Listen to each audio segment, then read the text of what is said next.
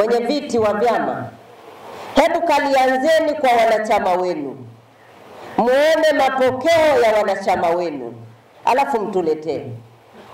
Tuone namna bora ambayo kila mkulima, kila mwanachama anaweza kupata bima ya afya.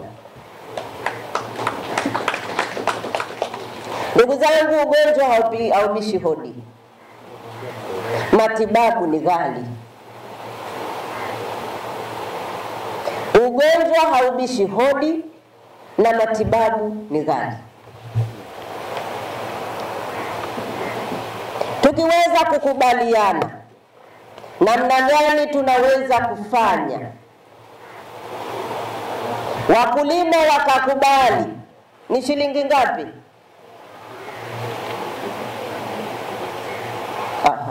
Wanasema mtakubaliana.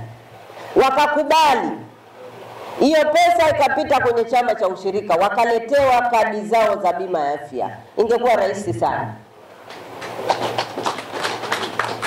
Lakini tuanze nao, tukatoe elimu, kwa sababu fedha ni ya kwao.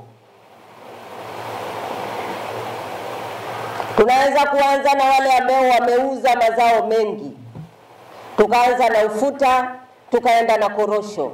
Mwisho wa siku tukajikuta wakulima wetu mkoa mzima wana bima ya afya. Itakuwa ni faraja